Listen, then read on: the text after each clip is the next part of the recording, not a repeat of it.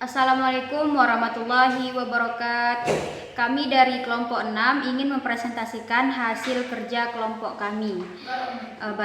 Saya Inkan Sapitri sebagai moderator dan ada rekan-rekan saya, ada Humaira, ada Mustaqimah, Ayuwanira, dan Harjiani Marwi.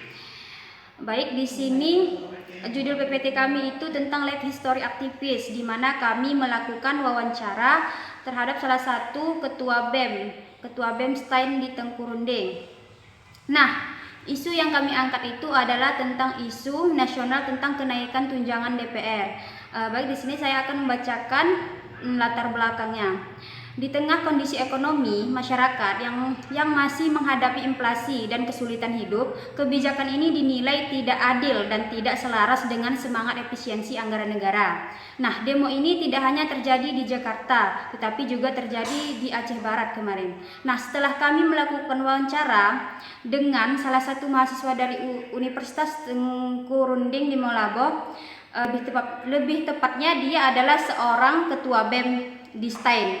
Nah, beliau terlibat dalam aksi demo di gedung DPR Aceh Barat. Nah, untuk melanjutkan pembahasan lebih dalam, selanjutnya akan dijelaskan oleh teman saya.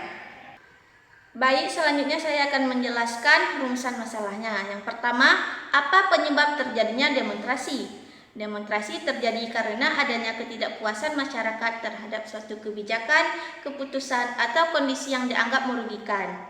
Dalam banyak kasus, mahasiswa melakukan demonstrasi ketika mereka merasa suara masyarakat tidak didengar atau ketika ada kebijakan yang dinilai tidak sesuai dengan kepentingan rakyat.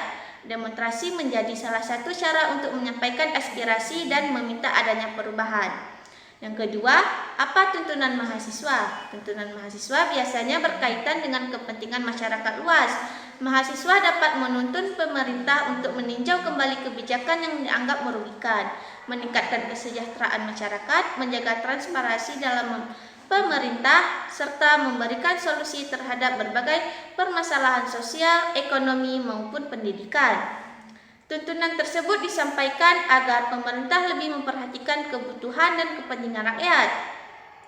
Yang ketiga, bagaimana strategi gerakan dilakukan? Strategi gerakan demonstrasi umumnya dilakukan melalui beberapa tahap. Pertama, mahasiswa mengadakan diskusi untuk mengidentifikasi masalah dan menyusun tuntunan. Kedua, mereka melakukan koordinasi dengan berbagai pihak yang memiliki tujuan yang sama. Ketiga, menyebarkan informasi kepada masyarakat melalui media sosial, poster, atau kampanye. Terakhir, aksi demonstrasi dilakukan secara langsung di tempat yang telah ditentukan dengan menyampaikan aspirasi secara tertib dan damai, agar pesan yang disampaikan dapat diterima dengan baik oleh pihak yang dituju. Baik, selanjutnya akan dijelaskan oleh kawan kami. Baik, selanjutnya saya akan menjelaskan tentang tujuan penelitian. Jadi, tujuan penelitian untuk mengetahui mengapa ketua BEM dan mahasiswa melakukan aksi demonstrasi. Penelitian ini ingin memahami masalah atau kebijakan yang menjadi alasan mahasiswa turun ke jalan untuk menyampaikan aspirasi dan tuntutan mereka. Dengan penelitian ini, kita dapat mengetahui apa yang sebenarnya ingin diperjuangkan oleh mahasiswa melalui aksi demo tersebut. Selain itu, penelitian ini juga bertujuan untuk melihat peran ketua BEM dan dalam memimpin dan menyampaikan aspirasi mahasiswa. Penelitian ini membantu kita untuk memahami bagaimana demonstrasi digunakan sebagai sarana untuk menyampaikan pendapat, mengkritik kebijakan dan memperjuangkan kepentingan bagi mahasiswa. Baik, selanjutnya akan dijelaskan oleh rekan saya. Baik, selanjutnya saya di sini akan melanjutkan tentang manfaat penelitian. Manfaat penelitian memberikan pemahaman yang jelas dan objektif mengenai akar permasalahan isu tunjangan DPR, alasan terjadinya demonstrasi, serta apa saja yang sebenarnya dituntut oleh mahasiswa dan masyarakat. Nah, penelitian ini dapat menjadi sumber informasi bagi masyarakat dan bagi pemerintah dalam merumuskan kebijakan yang lebih transparan, adil, dan sesuai dengan aspirasi publik. Dari penelitian ini, manfaatnya dari masyarakat sekitar yang sebelumnya belum tahu dengan isu kenaikan tunjangan DPR, maka mereka sudah mendengar kenaikan isu tunjangan DPR. Selanjutnya, saya di sini akan membahas tentang pembahasan.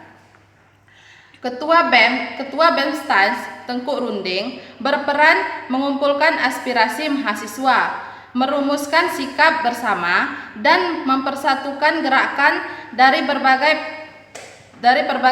perguruan tinggi. Mereka yang mendeklarasikan penolakan tegas terhadap kenaikan tunjangan yang dianggap tidak berpihak pada rakyat. Nah, demonstrasi ini bertujuan menyampaikan aspirasi masyarakat agar kebijakan pemerintah lebih berorientasi pada kepentingan rakyat dan mencerminkan rasa keadilan.